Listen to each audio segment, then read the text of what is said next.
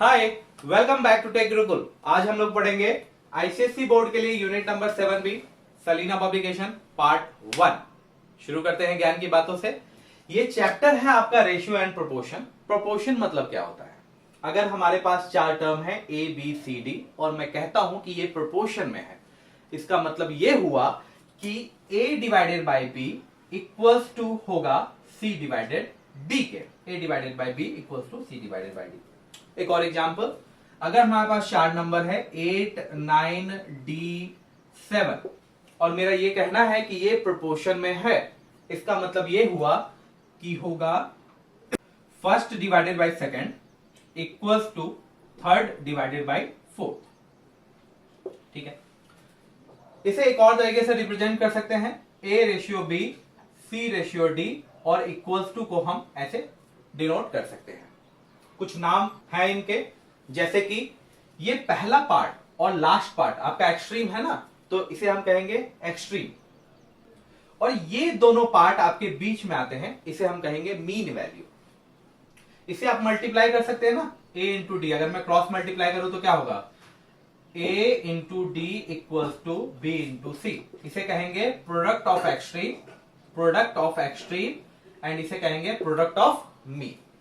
अब आते हैं कंटिन्यूड प्रोपोर्शन पे। ये प्रोपोर्शन का एक एडवांस वर्जन है। यहां पर आपको चार टर्म होते थे, यहां पर आपको 3 टर्म है। इसमें क्या होता है?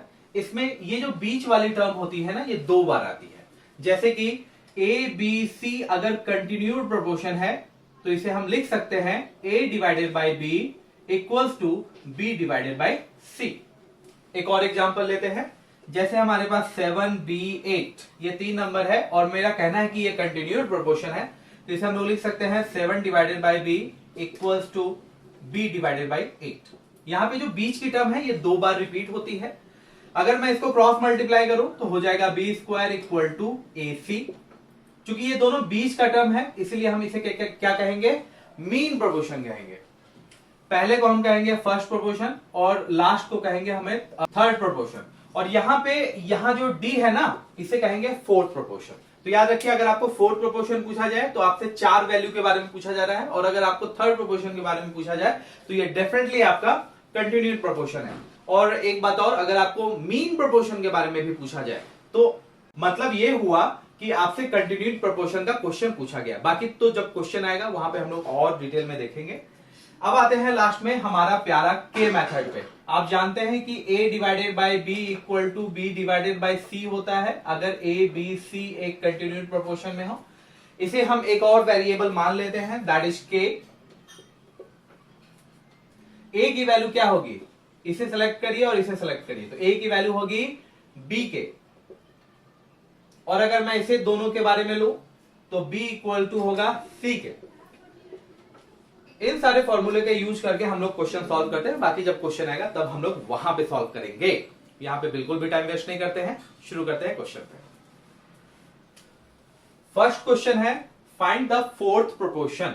फोर्थ प्रोपोर्शन का मतलब ये हुआ कि हमारे पास होगा ए बी सी डी, जिसमें हमें लास्ट नंबर पता करना है, दैट इज फोर्थ प्रोपोर्शन। पहले 3 दिए गए हैं 1.5, 4.5, 3.5। तो let the fourth proportional is x।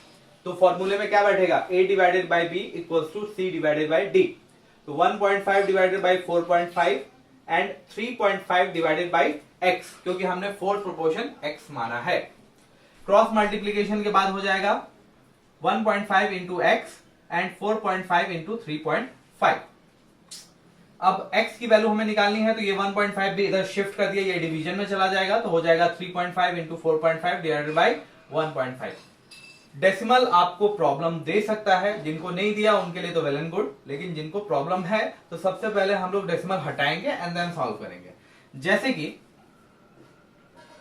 ऊपर में 2 डेसिमल है, 2 नंबर के आगे डेसिमल है, 1 नंबर और 2 नंबर। इन्हें हटाने के लिए हमें डिवाइड करना पड़ेगा 100 से। हर एक डेसिमल के लिए एक 10 से डिवाइड करना पड़ेगा। तो 2 डेसिमल है तो हमने 100 से डिवाइड किया और ये डेसिमल गायब हो गया। उसी तरीके से नीचे एक डेसिमल था, इसे हटाने के लिए हम लोग ऊपर एक 10 से डिवाइड करेंगे। ओके, अब ये तो आसान हो गया ना, 0 से 0 कैंसिल हुआ, 15 3 जा 35 into 3 divided by 10. 35 into 3 that is 105 divided by 10 equals to 10.5 is your answer. Second number 3a 6a square 2ab square. Again let the fourth proportional as x, then 3a divided by 6a square equals to 2ab square divided by x. Then we will do cross multiplication 3a into x 6a square into 2ab square. Again x की value find out करने के लिए 3a को इधर transfer मार देंगे. अब divide करेंगे. एक a से एक a कैंसिल हुआ. 3 2 जा 6 तो बचा क्या 2 2 जा 4 a स्क्वायर और b स्क्वायर. ये किसकी वैल्यू हो गई? ये x की वैल्यू हो गई. यही हमें निकालनी थी. Now come to the second question. Question क्या है सेकंड? Find the third proportional to. इसमें आपको थर्ड प्रोपोर्शनल निकालना है. इसका मतलब ये हुआ कि अगर हमारे पास a b c दी गई है तो ये जो c वाली पार्ट है ना ये निकालनी है. तो आप सभी को याद है कैसा होता था? a divided by b equals to b divided by c. यहां ये थर्ड प्रोपोर्शन आपको निकालनी है. Again let third proportional is x. Then क्या हो जाएगा? पहला टर्म डिवाइडेड बाई बीच का टर्म 4. अगेन बीच का term divided by last term that is third proportional. इसे सॉल्व कर लेंगे. ये 3 नीचे चला जाएगा तो हो जाएगा 4 3 जा 12 equals to 4 upon x. Cross multiplication के बाद ये x इधर चला जाएगा, ये 12 इधर चला जाएगा. अब 8 का तो इधर कोई काम नहीं है तो इसे भी इधर भेज देते हैं. तो ऐसा हो जाएगा 4 2 जा 8 एंड 2 6 जा 12. Answer is 6. Again third proportional निकालना है. Let the third proportional is x. हो जाएगा a minus B divided by this one and again this one divided by x. Cross multiplication के बाद क्या हो जाएगा? ये x को इधर शिफ्ट कर देंगे क्योंकि हमें x की वैल्यू निकालनी है और बाकी सारे टर्म को उधर भेज देंगे. ये इधर जाके मल्टीप्लीकेशन में हो जाएगा और ये a माइनस बी इधर जाके डिवाइड में हो जाएगा. ध्यान से देखिए ये है a square minus B square का फॉर्मूला. तो हो जाएगा a plus B a minus B. ये हो गया एक पार्ट आपका कैंसल. बचा क्या? a plus B a square minus B square. Now number third question. Find the mean proportional between. अब आपको मीन प्रोपोर्शनल निकालना है. मतलब कि अगर a b और c आपके पास है तो आपको b की वैल्यू निकालनी है. 6 plus 3 root 3 into 8 minus 4 root 3. Let the mean proportional is x. तो ये क्या हो जाएगा? 6 plus 3 root 3 divided by x. यही है ना mean. Equals to x upon 8 minus 4 root 3. Cross multiplication करेंगे. ये हो जाएगा x स्क्वायर और ये हो जाएगा 6 plus 3 root 3 into 8 minus 4 root 3. और कोई ऑप्शन नहीं है. मल्टीप्लाई तो करना ही पड़ेगा. 6 8 जा 48. 6 into 4 root 3 minus 24 root 3. 3 root 3 into 8 that is 24 root 3. 3 into 4 12 root 3. अच्छा ये क्या है? लास्ट वाले का फिर से देखते हैं. 3 रूट 3 इंटू 4 रूट 3. तो क्या हो जाएगा? 3 इंटू 4 दैट इज 12. बाकी बचा रूट 3 इंटू रूट 3. रूट 3 और रूट 3 आपको क्या वैल्यू देगा? That is 3. तो हो जाएगा 12 इंटू 3. ये पार्ट से ये पार्ट कैंसिल हो गया. बाकी बचा 48 माइनस 12 इंटू 3 36 दैट इज 12. ये वैल्यू हमारी x की नहीं है, x स्क्वायर की है क्योंकि x इंटू x स्क्वायर. ये स्क्वायर उधर शिफ्ट होगा, बन जाएगा रूट. 12 को हम लोग लिख सकते हैं 4 इंटू 3. 4 बाहर निकल जाएगा, बन जाएगा 2 और बाकी बचा root 3. Number second a minus B and a cube minus a square B. Let the mean proportional is x. तो हो जाएगा a minus B divided by x equals to x divided by a cube minus a square b. Cross multiplication के बाद x square और ये दोनों term एक साथ मल्टीप्लाई होकर इधर हो जाएंगे. किसकी वैल्यू है ये? x स्क्वायर की. इसमें हम लोग कॉमन निकाल सकते हैं a स्क्वायर. तो हमने a स्क्वायर कॉमन निकाल दिया तो क्या बचेगा? a minus B. x की वैल्यू हो जाएगी root under a square a minus B a minus B equals to a square बाहर निकल के हो जाएगा a और ये टर्म बार बार रिपीट हो रहा है, 2 बार रिपीट हुआ है तो बाहर निकल के हो जाएगा a माइनस बी. यही आपका आंसर है. Number 4. If x plus 5 is the mean proportion between x plus 2 and x plus 9 find the value of x. ये x प्लस 5 जो है आपका मेन प्रोपोर्शन है, मतलब ए बी सी में ये बीच वाला टर्म है। तो ऑब्वियसली ऐसा आएगा आपका x plus 2 divided by x plus 5 बीच का टर्म है। फिर से आएगा x plus 5 divided by x plus 9। यहां पर आपको निकालनी है x की वैल्यू। क्या कर सकते हैं, क्रॉस मल्टीप्लीकेशन कर देंगे। ये हो जाएगा x प्लस 5 का होल स्क्वायर और ये हो जाएगा x plus 2 into x plus 9। Solve करने के बाद, क्योंकि x की वैल्यू निकालने के लिए सॉल्व करना पड़ेगा, ये हो जाएगा a प्लस b का whole square, a square b square plus 2ab, x into X X square, x into 9 9x, 2 into X 2x, 2 into 9 18। X square से एक्स स्क्वायर कैंसिल हो जाएगा। इधर है 10x और इधर है 9x plus 2x that is 11x। 11x इधर transfer होके हो जाएगा माइनस 11x और ये प्लस 25 उधर जाके हो जाएगा minus 25। Answer is minus x minus 7, minus से माइनस कैंसिल, x की वैल्यू आई आपकी 7। यही आपसे पूछा गया था। Number 5, if x square 4 and 9 are in continued proportion। Again continued proportion आपका प्रोपोर्शन का एडवांस वर्जन है, जहां पे आपको टोटल 3 टर्म होते हैं, a b और c वाला टर्म 2 बार रिपीट होता है। आपको वैल्यू दी गई है x स्क्वायर 4 और 9 हमारा बीच का टर्म है, तो हो जाएगा, सॉरी आई मीन 4 आपका बीच का टर्म है, x square divided by 4 equals to 4 upon 9। Cross multiplication के बाद हो जाएगा 16 और ये हो जाएगा 9x स्क्वायर। 9 को भी इधर ट्रांसफर कर देंगे, हो जाएगा 16 अपॉन 9। क्यों ट्रांसफर किया, क्योंकि हमें x की वैल्यू चाहिए, इसीलिए x square equal to 16 upon 9। ये स्क्वायर भी इधर शिफ्ट करेंगे तो ये हो जाएगा रूट। 16 का रूट होता है 4 और 9 का रूट होता है 3। आंसर हो गया 4/3। ठीक है, नंबर 6 पे आते हैं। What list number must be added to each of the number 6, 15, 20, 43 to make them proportional? ये क्वेश्चन आपको आया है 2005 और 2013 में, तो ऑब्वियसली ये एक इंपॉर्टेंट क्वेश्चन है आपके लिए इस बार के लिए। इनका कहना यह है कि 6, 15, 20, 43 नंबर है, लेकिन ये प्रोपोर्शनल नहीं है। प्रोपोर्शनल नहीं है मतलब क्या, हम इसे 6 अपॉन 15 इक्वल टू 20 अपॉन 43 नहीं लिख सकते। कब तक नहीं लिख सकते, तब तक जब तक इसमें हम एक टर्म ऐड ना कर दे। मान लो कि अगर इसमें मैं एक टर्म ऐड करता जाता हूं दैट इज x, तो ये प्रोपोर्शनल हो जाएगा एज पर द क्वेश्चन। तो ऑब्वियसली हमने वही किया। Suppose that number is x, हो जाएगा 6 plus X divided by 15 plus X equals to 20 plus X divided by 43 plus X. Cross multiplication करने के बाद 6 into 43 258, 6 into X 6x, x into 43 43x, x into x square equals to 20 into 15 that is 300, 20 into X 20x, x into 15x X square से X square cancel हो गया। बाकी क्या बचा हमारे पास, 43 प्लस 6 दैट इज 49x। इधर क्या हमारे पास 20x और 15x। ये क्वेश्चन आपको आया है 2005 और 2013 में, तो ऑब्वियसली ये एक इंपॉर्टेंट क्वेश्चन है आपके लिए इस बार के लिए। इनका कहना यह है कि 6, 15, 20, 43 नंबर है, लेकिन ये प्रोपोर्शनल नहीं है। प्रोपोर्शनल नहीं है मतलब क्या, हम इसे 6 अपॉन 15 इक्वल टू 20 अपॉन 43 नहीं लिख सकते। कब तक नहीं लिख सकते, तब तक जब तक इसमें हम एक टर्म ऐड ना कर दे। मान लो कि अगर इसमें मैं एक टर्म ऐड करता जाता हूं दैट इज x, तो ये प्रोपोर्शनल हो जाएगा एज पर द क्वेश्चन। तो ऑब्वियसली हमने वही किया।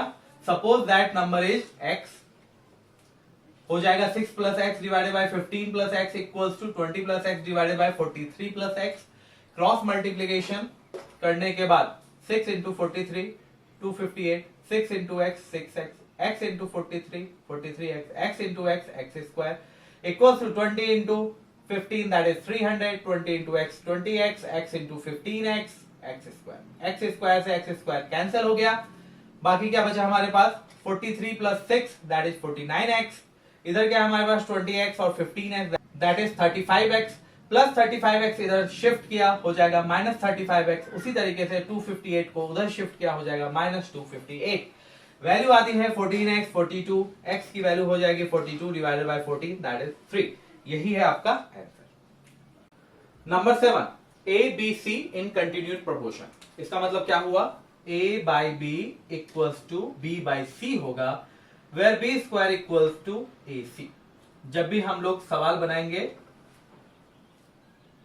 तो दो फॉर्मूले हमारे पास हमेशा रहेंगे, पहला B square equals to A सी और दूसरा के मेथड। कौन सा यूज करें, तो आप इसको कुछ इस तरीके से आइडेंटिफाई कर सकते हैं। अगर आपके क्वेश्चन में बी स्क्वायर या एसी टर्म बार बार रिपीट हो रहा है तो आप ये वाला फॉर्मूला यूज करें, क्योंकि आपके पास डायरेक्ट है B square equals to A सी। लेकिन अगर बहुत सारा कंफ्यूजन है, जैसे कि a प्लस सी का पावर 4, अब इसका फॉर्मूला आता है कि आपको पावर 4 का नहीं आता ना, तो ऐसे केस में हम के मेथड का यूज करके आसानी से सॉल्व कर सकते हैं। इस तरीके से आप आइडेंटिफाई कर सकते हैं। फिर भी अगर आप चाहें तो दोनों मेथड में आप कोई भी मेथड यूज करेंगे, आपका बनेगा, इसमें कोई डाउट नहीं है। ठीक है, एलएचएस लेने के बाद A square plus B square, B square को हम लोग लिख सकते हैं ए सी, क्योंकि हमारे पास फॉर्मूला है, upon B into A plus सी। यहां पर कॉमन आ जाएगा ए, तो बचेगा ए प्लस सी। नीचे ए प्लस सी पहले से है तो कैंसिल हो गया, बचा ए अपॉन बी। आरएचएस पे आते हैं, बी इंटू ए प्लस सी, नीचे है बी स्क्वायर, इसे चेंज कर देंगे ए सी में, प्लस सी स्क्वायर। अगेन यहां पर सी कॉमन लेंगे तो होगा ए प्लस सी, ऊपर नीचे सेम है, कैंसिल हो गया, बी अपॉन सी। क्या दोनों बराबर है, A upon B equals to B upon C? नहीं, हमें ये प्रूफ करना है। ओके, चलिए यहीं से शुरू करते हैं। यहां हमारे पास ए बी है, यहां पे बी है, लेकिन सी एक्स्ट्रा है। एक काम करते हैं, सी को चेंज कर देते हैं। क्या फॉर्मूला है हमारे पास सी को चेंज करने का, B square equals to A C, it mean C equals to B square upon A. तो हो जाएगा बी अपॉन सी के बदले हमने लिखा B square upon A.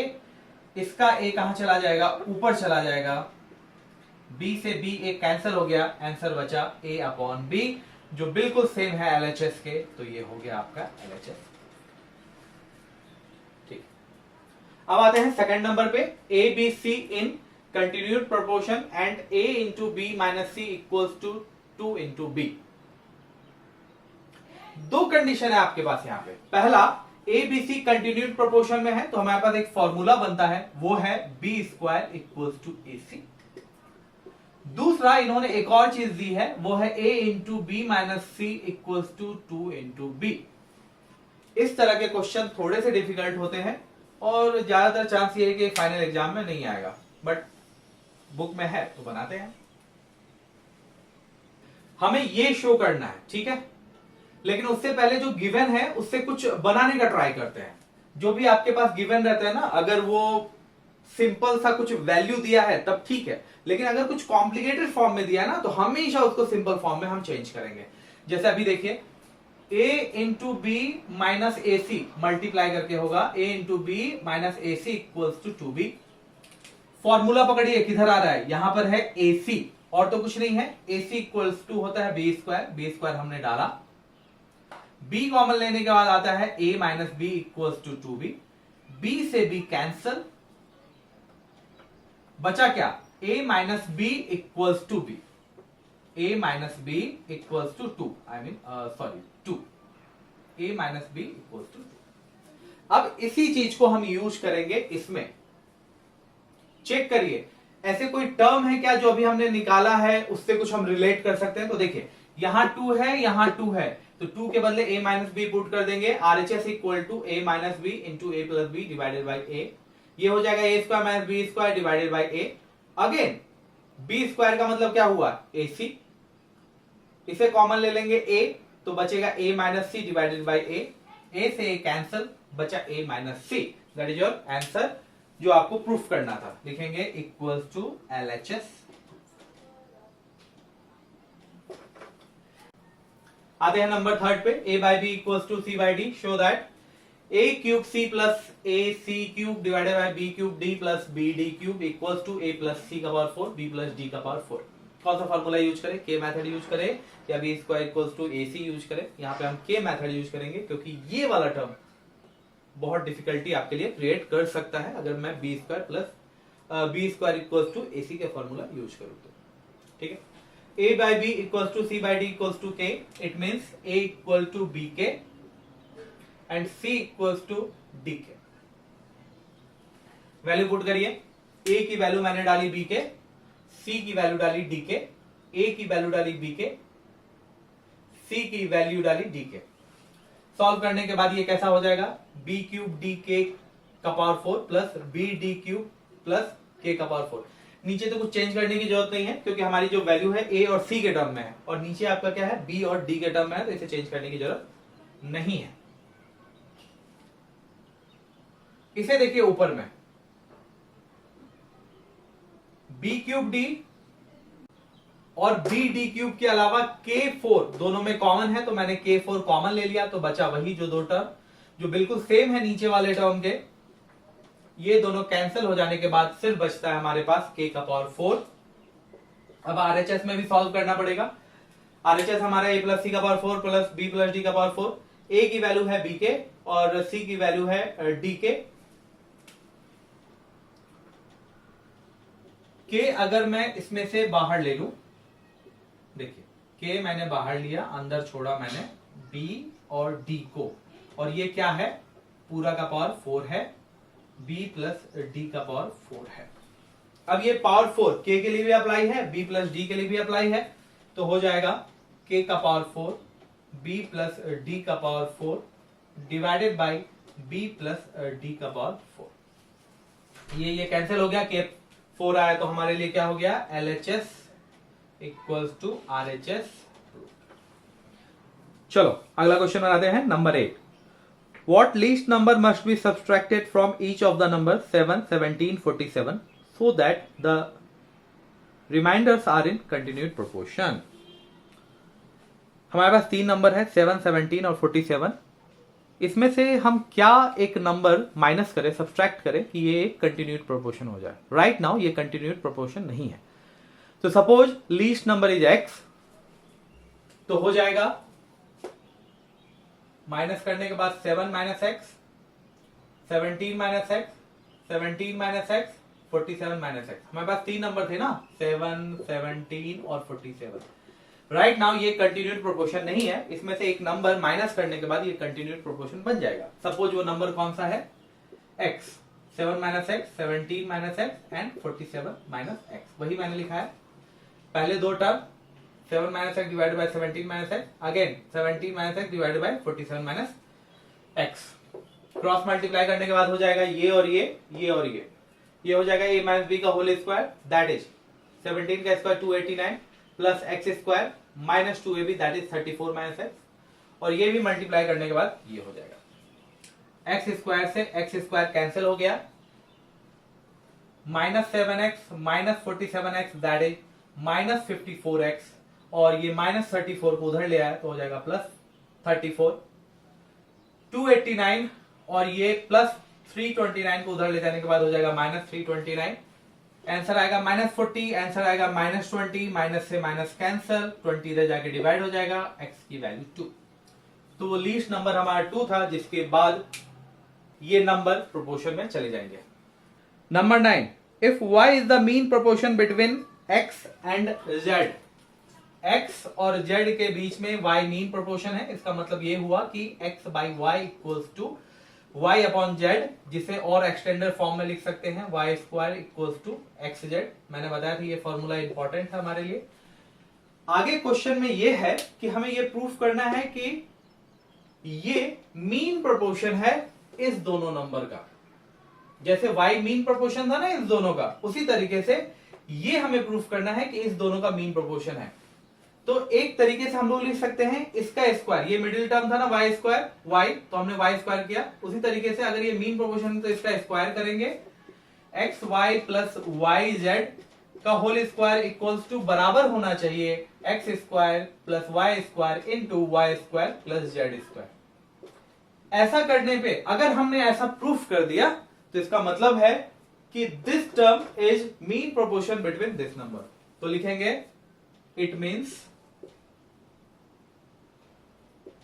we have to prove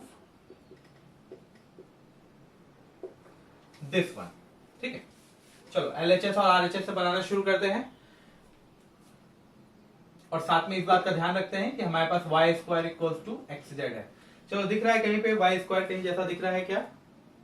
तो दिख तो रहा है वाई स्क्वायर, इधर भी दिख रहा है इधर भी दिख रहा है। कहां से शुरू करें, यहां से शुरू करें यहाँ से, चलो इधर से शुरू करते हैं। RHS है हमारे पास X square, Y square equals to क्या है एक्स जेड, और Y square equals to X Z plus Z square. चलो सबको मल्टीप्लाई कर देते हैं। एक्स स्क्वायर तो ये हो जाएगा एक्स क्यूब जेड, फिर हो जाएगा एक्स स्क्वायर जेड स्क्वायर, फिर इससे मल्टीप्लाई करेंगे तो एक्स स्क्वायर जेड स्क्वायर, फिर इससे मल्टीप्लाई करेंगे तो हो जाएगा एक्स जेड क्यूब। ठीक है, और कुछ रिड्यूस हो सकता है क्या यहाँ पे? सभी के पास x कॉमन है, जाने दो, पहले LHS बना के देखते हैं और फिर देखते हैं कि क्या हमारे पास रिक्वायरमेंट आती है। LHS इक्वल्स टू क्या हो जाएगा, ये हो जाएगा a प्लस बी का होल स्क्वायर, तो हो जाएगा पहला x square Y square plus Y square z square plus 2 into पहला टर्म एक्स वाई, दूसरा टर्म वाई जेड। तो अब देखो यहाँ पे तो हमें कहीं भी y नहीं है ना, तो हमें चेंज कर देंगे y स्क्वायर को किससे, एक्स जेड से। तो हो जाएगा X square equals to X Z plus Y square again हो जाएगा X Z into Z square plus यहाँ पे हमारे पास क्या आया 2 into X Z, 2 into X Z बचा X Y into Y Y square, तो इसको अगेन हम लोग क्या लिखेंगे X into Z X Z. ये हो जाएगा एक्स क्यूब जेड, ये हो जाएगा जेड क्यूब एक्स, और ये हो जाएगा हमारे पास 2x स्क्वायर जेड स्क्वायर। चलो कंपेयर करते हैं कुछ मिला क्या हमारे पास। देखो ये वाला पार्ट तो कॉमन दिख रहा है, ये वाला पार्ट भी कॉमन दिख रहा है, बाकी बचा ये। ओके, यहाँ हमने ऐड नहीं किया था, चलो ऐड कर देते हैं। तो हो जाएगा x cube z plus x z cube plus ये और ये सेम है, तो हो जाएगा 2 into x square z square. Same हो गया तो लिख देंगे RHS equals to LHS। Okay, अब हम लोग बनाएंगे आज का last question number 10। If Q is the mean proportion between P and R। Q mean proportion है P और R का, तो इसे हम लोग लिख सकते हैं PQ divided by equals to Q by R। इसका मतलब ये हुआ Q square equals to PR। अब हमें ये प्रूफ करना है। एक मेथड है हमारे पास K मेथड, जिसे हम सॉल्व कर सकते हैं। दूसरा PR हम लोग सर्च करेंगे कहां कहां पे है, एक जगह यहां पे है और एक यहां पे है, तो हम लोग इस दोनों से भी सॉल्व कर सकते हैं। चलिए बना के देखते हैं और क्या। LHS अगर मैं शुरू करूं तो PR का मतलब क्या हो गया Q स्क्वायर, तो Q square into Q, P plus Q plus R का होल क्यूब, इसे लिख सकते हैं। एक नजर हमेशा RHS पे रखिए कि आपको प्रूफ क्या करना है। दोनों में क्यूब है तो क्या हम ऐसा लिख सकते हैं, बाकी आप लोग खुद समझदार हो, लिख सकते हैं ना। नाउ क्यूब इस पे भी अप्लाई होगा और इस पे भी अप्लाई होगा, ठीक है। अभी इसे अंदर सॉल्व करेंगे तो क्या हो जाएगा P Q plus Q square plus Q R का होल क्यूब। अगेन क्या क्या चीजें कॉमन है, पी क्यू हो गया, क्यू आर हो गया, बस एक बचा क्यू स्क्वायर और यहाँ पे पी आर। तो ये हमारे पास पहले से फॉर्मूला है, वो ये है P Q P R plus Q R का whole cube equals to RHS।